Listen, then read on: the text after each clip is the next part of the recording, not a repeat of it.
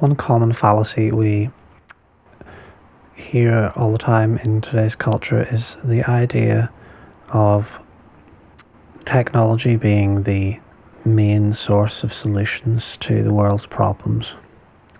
And in particular, the kind of purest or most intense form of this technology, I think conceptually, is artificial intelligence. The way artificial intelligence is sometimes talked about, if we just consider its properties without any knowledge of where they might arise from, it's often talked about as some kind of entity or consciousness or some kind of intelligence that we do not fully understand, that is all-powerful or very close to all-powerful, is all-knowing, or at least its knowledge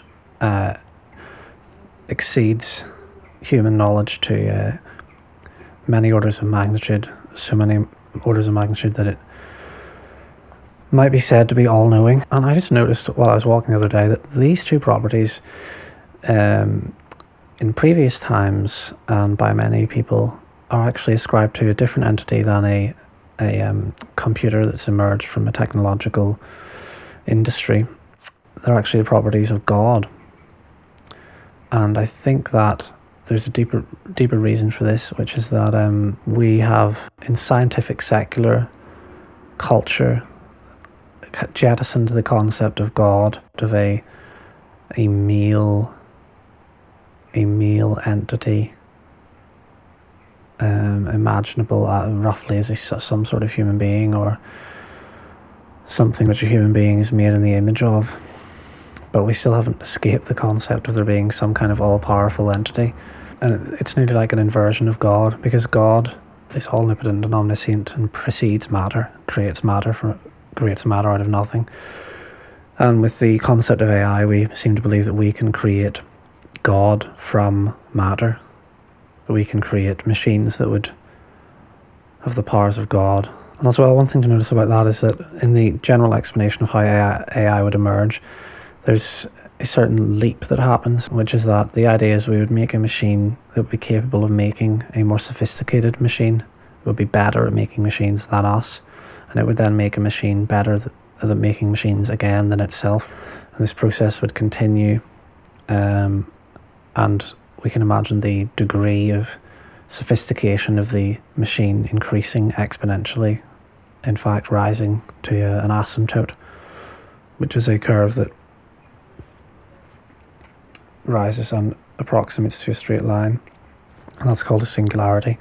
So the idea is that this singular intelligence could emerge, but you'll notice that after the first stages of that, where we made the machine, we don't know how, in this model, we don't know how the higher intelligence would emerge, and moreover, it seems like we couldn't know, because the machines that are being made in the later stages of the process are more sophisticated than the human mind. And I think that the entire thrust of that overlooks certain very important features of consciousness.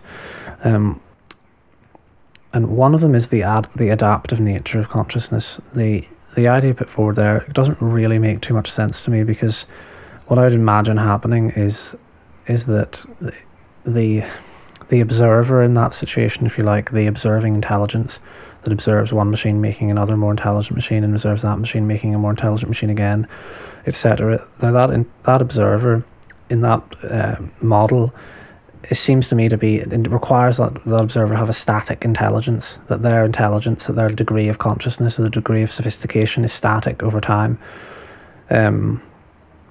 But a cursory look at history would reveal that human consciousness is not static over time, that it is in fact continually evolving. And the rate at which it evolves, if it could even be said to lie on a single axis, a single measurable axis, which I think is dubious. But there's no there currently isn't a measure of consciousness, and there currently therefore isn't a measure of the rate of expansion or growth or acceleration of the sophistication of consciousness. So there's really nothing to say that the human mind wouldn't adapt to and learn the new tricks and the new viewpoint that this expanded conscious machine would have.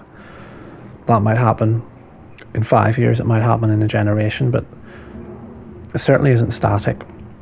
And even there's just no reason to suppose the rate of adaptation of consciousness would be static either.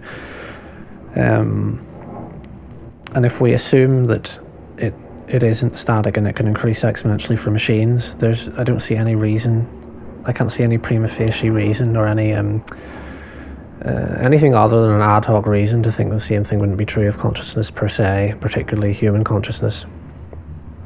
Because any idea, any consciousness is thought of can then be also conceived of by other consciousnesses or later consciousnesses. Like the content of our conscious minds is in large part made up of expansions of earlier conscious minds. So what I think it'd be more appropriate to say instead of artificial intelligence is artificial subset of intelligence. But it obviously doesn't sound as good, it doesn't sound as grand, but it's a more accurate reflection of what we're actually talking about.